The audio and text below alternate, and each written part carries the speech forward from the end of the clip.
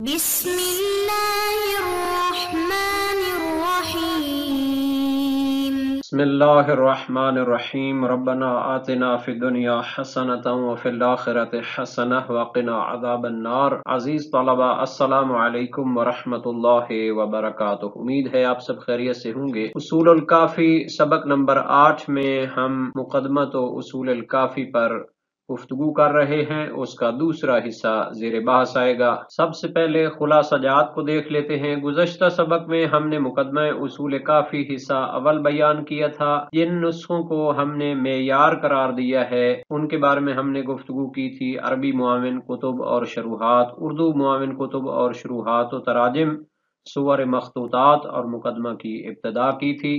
اس درس میں ہم نے اصول کافی کے مقدمے کا دوسرا حصہ بیان کرنا ہے۔ توحید باری تعالی پر گفتگو ہوگی، صفات الہی کا تذکرہ ہوگا، عبارت میں ذکر ہونے والے مفردات اور مشکل الفاظ کے معانی بیان کیے جائیں گے، صفات ذات اور افعال میں فرق بیان کیا جائے گا۔ اس سے پہلے ہم نے مقدمہ اصول کافی کی ایک تقسیم بندی کی تھی۔ ایک تو مقدمہ علمیہ ہے جو تحقیق کے ساتھ شائع کرنے والے اس کے ساتھ ذکر کرتے ہیں، ایک ہے مقدمہ کتاب جو کہ اس کے مؤلف امام کلینی نے ذکر کیا ہے، اس کے بہت سارے حصے ہیں۔ ایک ہے خطبہ کتاب اور اس کے ساتھ توحید باری تعالیٰ کا اجمالی بیان، اسی کے بارے میں ہم گفتگو کر رہے ہیں۔ سب سے پہلے ہم اس عبارت کو پڑھ لیتے ہیں جو کتاب سے ہے۔ فَتَعَالَى وَارْتَفَعَ فَوْقَ كُلِّ مَنْظَرٍ الَّذِي لَا بَدْءَ لِأَوَّلِيَّتِهِ وَلَا غَايَةَ لِأَزَلِيَّتِهِ الْقَائِمُ قَبْلَ الْأَشْيَاءِ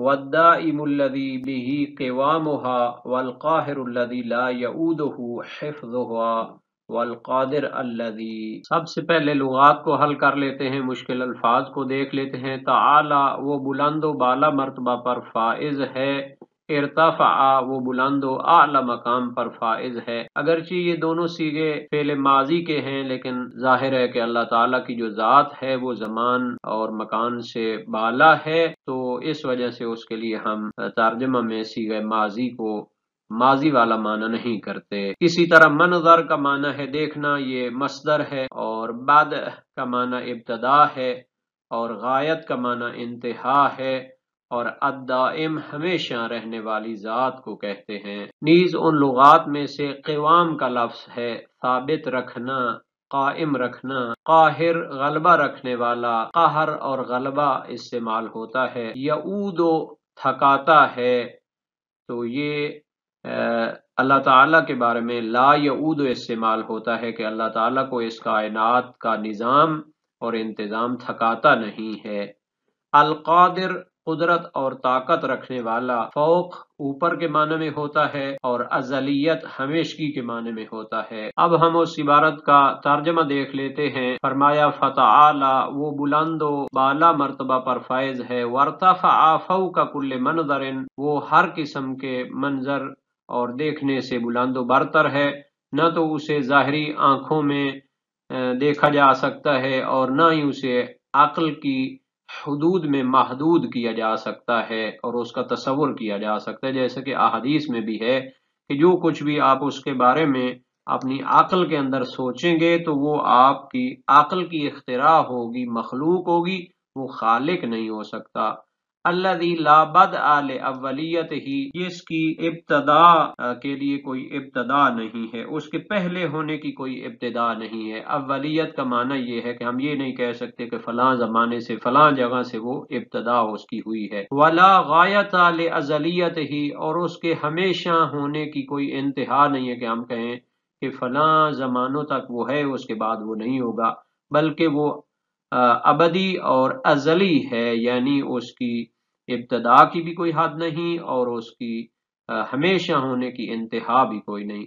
القائم قبل الاشیاء وہ تمام چیزوں سے پہلے خود ذات اس کی قائم و دائم ہے، وہ واجب الوجود ہے، وہ تمام کائنات کا خالق ہے، اس کے کمالات، اس کی ذات عدم سے وجود میں نہیں آئی کہ ہم اس کو مخلوقات کی طرح تحلیل کریں، اس کے بارے میں بحث کریں۔ والدائم الذی بہ قوامھا اور وہ ہمیشہ رہنے والا ہے کہ جس کے ذریعے اشیاء کا قوام اور ان کو ثبات حاصل ہے، یعنی وہ ایسی ذات ہے واجب الوجود ہمیشہ رہنے والی کہ تمام کائنات کی مخلوقات اور ممکنات بھی اس کی وجہ سے قائم ہیں۔ والقاہر الذی لا یعودہ حفظها، وہ ایسا قہر اور غلبہ رکھنے والا ہے، پوری کائنات کی اشیاء پر احاطہ رکھنے والا ہے کہ اس ممکنات اور اس پوری وسیع و عریض کائنات کی اشیاء کی حفاظت کرنا اسے تھکاتا نہیں ہے۔ والقادر الذی، اور وہ ایسا قدرت مند ہے، ایسا طاقت رکھنے والا ہے کہ اس کی طاقت کو کوئی زیر نہیں کر سکتا۔ مزید جو انہوں نے صفت بیان کی ہے جناب کلینی نے، اس کو اگلی عبارت میں ہم دیکھیں گے۔ تو اس عبارت میں ایک لفظ موجود ہے المنظر، تو اسے شارحین نے مصدر قرار دیا ہے، وما ينظر الیہ، یعنی جس چیز کو دیکھا جائے، اور وہ مکان کے جو بلند ہو۔ مختلف اس کی توجیحات پیش کی گئی ہیں۔ معنی یہ ہے انہ تعالی ارتفع عن انظار العباد، کہ بندگان خدا کی نظروں سے وہ بلند و بالا ہے، ان کی نظروں کے اندر سما نہیں سکتا۔ فلا یصل الیہ نظر النظار و سیر الافکار، نہ ہی وہ زیریں آنکھوں سے نظر آتا ہے اور نہ ہی وہ فکروں کی جو کاوشیں ہوتی ہیں ان کے اندر سما سکتا ہے۔ او عن کل ما یمکن ان ینظر الیہ، یا وہ بلند و برتر ہے ہر اس چیز سے کہ جس کو دیکھا جا سکتا ہے۔ علامہ مجلسی علیہ رحمہ اپنی شرح کافی، جسے مرآت العقول کے نام سے لکھا ہے، صفحہ 6 جلد 1 میں فرماتے ہیں وَيَخْطُرُ بِالْبَالِ مَعْنًا لَطِيف، اس عبارت کا ایک اور بھی ایک لطیف سا معنی ذہن میں آتا ہے، وَهُوَ أَنَّ الْمَعْنَى أَنَّهُ تَعَالَى لِظُهُورِ آثَارِ صُنْعِهِ فِي كُلِّ شَيْءٍ ظَهَرَ فِي كُلِّ شَيْءٍ، چونکہ اللہ تعالیٰ کی ہر مخلوق اس کی خلقت اور اس کی صنعت اور اس کی کاریگری کی ایک نشانی ہے، تو اس طرح وہ ہر مخلوق میں نظر آتا ہے، اس معنی میں کہ ہمیں جب کوئی بھی چھوٹی بڑی چیز دیکھتے ہیں تو ہمیں یقین ہوتا ہے کہ یہ بغیر بنانے والے کے نہیں بن سکتی، تو ہمیں یقین ہوتا ہے کہ ان چیزوں کا خالق اور مالک وہ اللہ تعالیٰ کی ذات ہے، تو اس کا ہمیں یقین ہو جاتا ہے۔ فَكَأَنَّهُ عَلَا وَارْتَفَعَ، گویا کہ جس مخلوق کو بھی ہم دیکھتے ہیں اور اس میں جو لطافت پائی جاتی ہے، جتنا اس کو اللہ تعالیٰ نے بنایا ہے، اتنے اس میں حکمت پائی جاتی ہے، تو ہم اس کی بلندی کا، اس کی حکمت کا اعتراف کرتے ہیں۔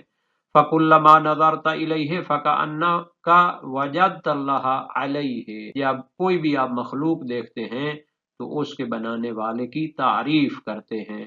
اور بھی معنی اس میں ہو سکتے ہیں، بہرحال یہ مطالب شرح ملا صدرہ صفحہ 6، شرح ملا صالح مازندرانی جلد 1 صفحہ 7 میں بھی پائے جاتے ہیں۔ اس عبارت میں ایک لفظ استعمال ہوا تھا لا یعودہ، تو علامہ میر داماد جو کہ ملا صدرہ کے استاد ہیں، اپنی کتاب الرواشح السماویہ میں اس کے بارے میں بحث کرتے ہیں، اے لا یثقلہ ولا یشق علیہ حفظ الاشیاء، یعنی اس کائنات کی مخلوقات اور اشیاء کی حفاظت کرنا اس کے لیے سنگین نہیں ہے، اور نہ ہی اس کے لیے ان کی حفاظت کرنا مشقت آور ہے۔ اے آدہ یعودہ، اس کی اصل آدہ یعودہ ہے اذا اثقلہ۔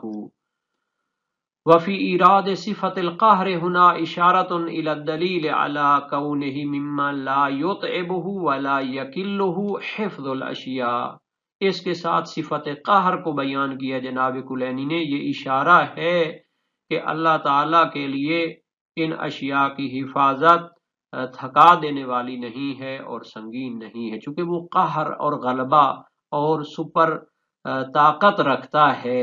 پوری کائنات میں جو بھی ہمیں طاقت دکھائی دیتی ہے، جو بھی مخلوقات دکھائی دیتی ہیں، جو بھی کمالات ہیں، یہ اللہ تعالیٰ کی ذات واجب الوجود کی طاقت اور قدرت کے کرشمے ہیں، لأن ایجادہ و ادامتہ لہا علی سبیل الرشح والفیض، چونکہ اللہ تعالیٰ نے ان کو کیسے ایجاد کیا ہے اور کیسے ان کو قائم و دائم رکھتا ہے، وہ کوئی مخلوقات کے کاموں کی طرح نہیں ہے کہ ایک چیز کو وہ اٹھا کر کھڑے ہوتے ہیں، ایک چیز کو وہ خلق کرنے کے لیے محنت کرتے ہیں، بلکہ اللہ تعالیٰ کی ذات وہ ہے کہ جب کسی چیز کو خلق کرنا چاہتی ہے تو کن فیکون کہتی ہے، وہ بھی ایک تعبیر ہے، وَإِلَّا ایک اشارہ کافی ہے، لا علی وجہ الاستکمال، ایسا نہیں ہے کہ اللہ تعالیٰ کسی چیز کو جب خلق کرتا ہے تو وہ پہلے نعوذ باللہ ناقص ہے اور اس کے ذریعے وہ کمال طلب ہے۔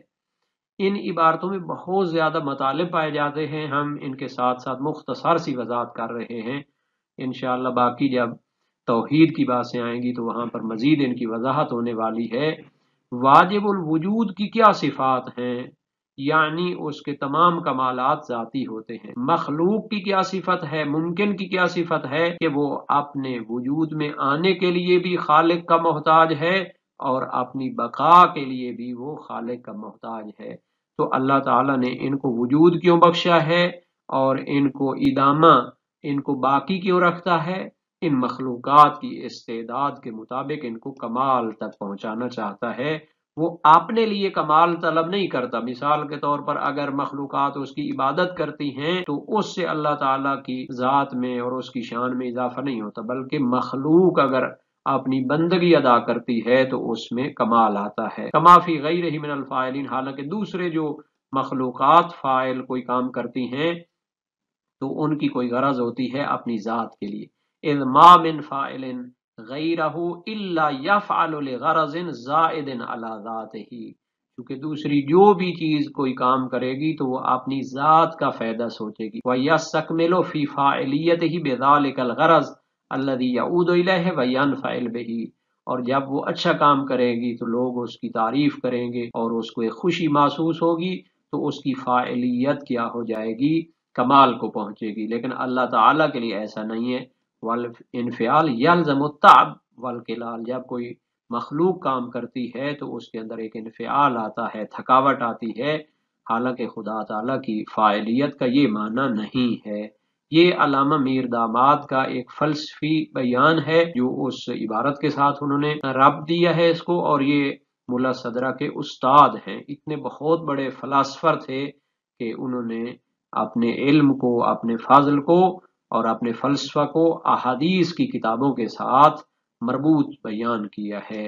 مزید امام کلینی کے خطبے کی کچھ عبارت کو دیکھ لیتے ہیں۔ فرمایا بِعَظَمَتِهِ تَفَرَّدَ بِالْمَلَكُوتِ وَبِقُدْرَتِهِ تَوَحَّدَ بِالْجَبَرُوتِ وَبِحِكْمَتِهِ أَظْهَرَ حُجَجَهُ عَلَى خَلْقِهِ اخترع الأشياء إنشاء وابتدعها ابتداء بقدرته وحكمته لا من شيء فيبطل الاختراع ولا لعلة فلا يصح الابتداع خلق ما شاء كيف شاء متوحدا بذلك لإظهار حكمته وحقيقة ربوبيته۔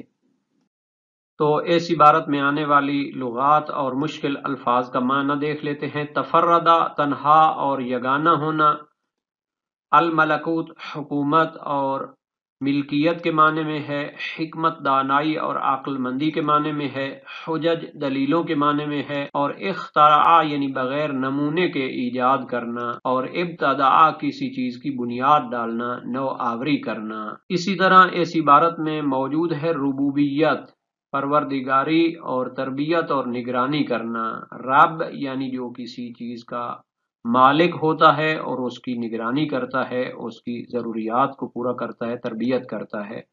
عظمت، عظمت اور بزرگی کے معنی میں ہوتی ہے۔ اظہرا روشن اور واضح کرنا، لا من شیئن بغیر کسی مواد اور میٹیریل کے۔ اللہ تعالیٰ کے خلق کے بارے میں کہا جاتا ہے کہ اس نے چیزوں کو پہلے سے موجود کسی میٹیریل سے نہیں بنایا۔ لا لعلت، کسی سبب اور علت کے بغیر ان کو خلق کیا ہے۔ خلقہ یعنی پیدا کرنا، چیزوں کو ایجاد کرنا۔ تو اب ہم اس عبارت کا معنی دیکھ لیتے ہیں۔ یہ سابقہ جملے سے ربط ہے۔ القادر الذی تفرد بالملکوت، وہ ذات قادر مطلق ہے اپنی عظمت اور بزرگی کے ساتھ ملکوت اور اس کائنات کی حکومت میں متفرد، تنہا اور یگانہ ہے۔ وبقدرتہ توحد بالجبروت، اور وہ اپنی طاقت اور ذاتی قدرت کے ذریعے تمام کائنات پر جبروت اور کنٹرول رکھنے میں بھی یگانہ ہے، اس کے ساتھ کوئی شریک نہیں ہے کہ اس کائنات کے چلانے میں کوئی اس کے ساتھ شریک ہو، بلکہ وہ جبروت یعنی احاطہ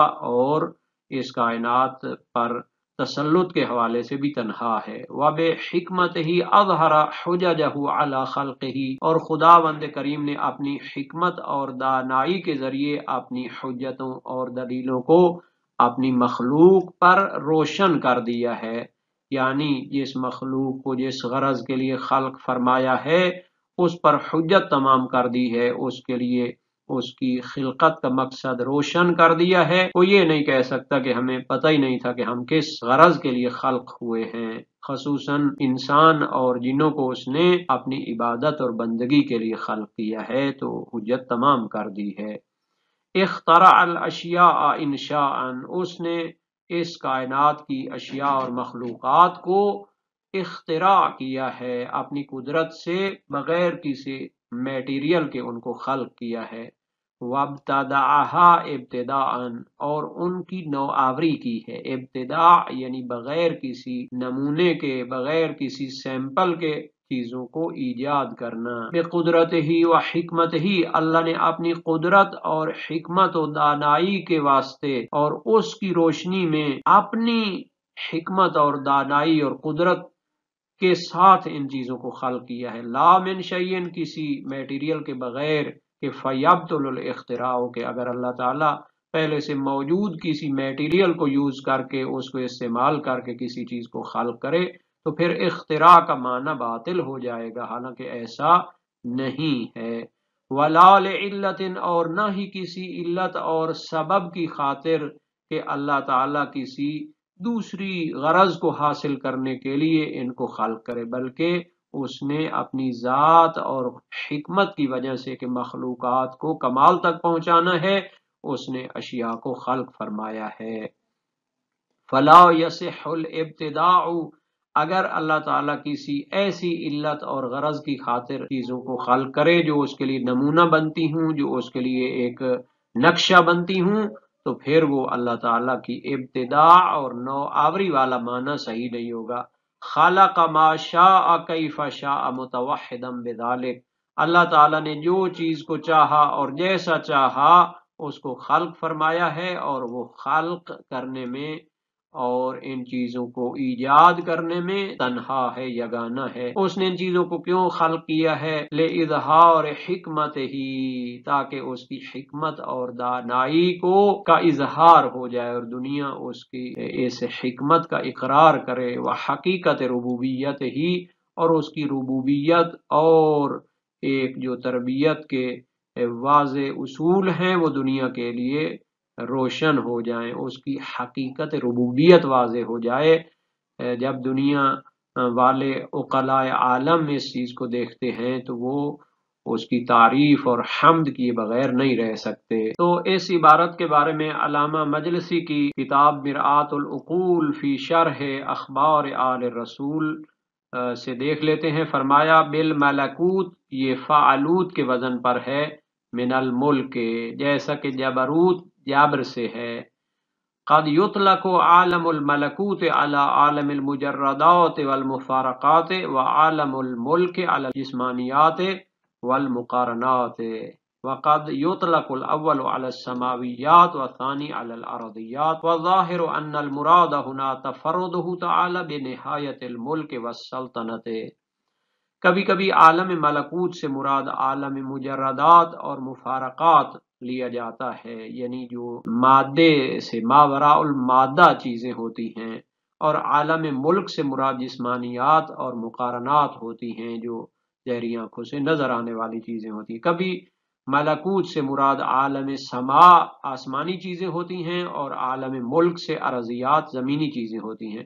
علامہ مجلسی فرماتے ہیں مراد بہرحال اس پورے جملے سے یہ ہے کہ اللہ تعالیٰ یگانہ ہے اس کائنات کی مملکت اور حکومت کو چلانے میں۔ اس عبارت کے بارے میں علامہ میر داماد کا بھی نظریہ دیکھ لیتے ہیں، ان کی کتاب الرواشح السماویہ میں، جو کہ دارالحدیث سے تحقیق کے ساتھ شائع ہوئی ہے۔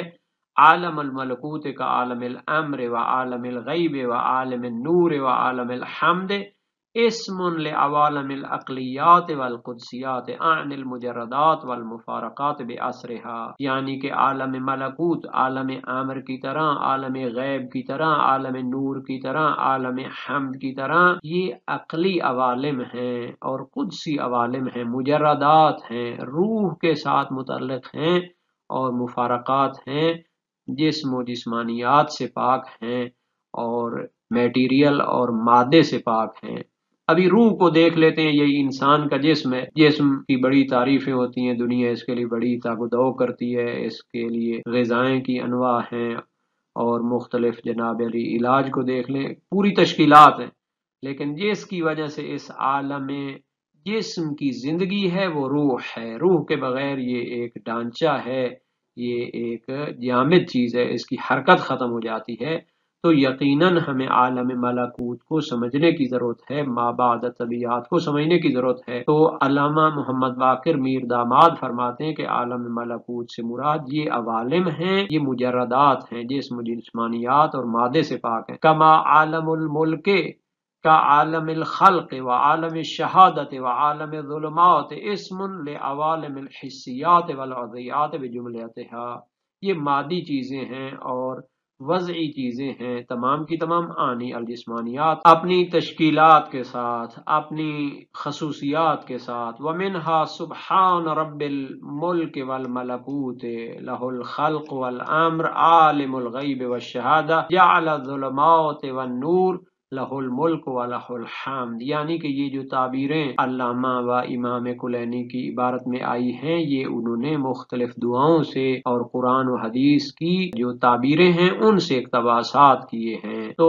ایک نظر آج کے سبق کا خلاصہ دیکھ لیتے ہیں۔ یہاں پر اصول کافی کے مقدمے کا دوسرا حصہ بیان ہوا ہے، توحید باری تعالیٰ کا ذکر ہوا ہے، صفات باری تعالیٰ کا تذکرہ ہوا ہے، مفردات اور مشکل الفاظ کے معنی، صفات ذات و افعال بیان کیے گئے ہیں۔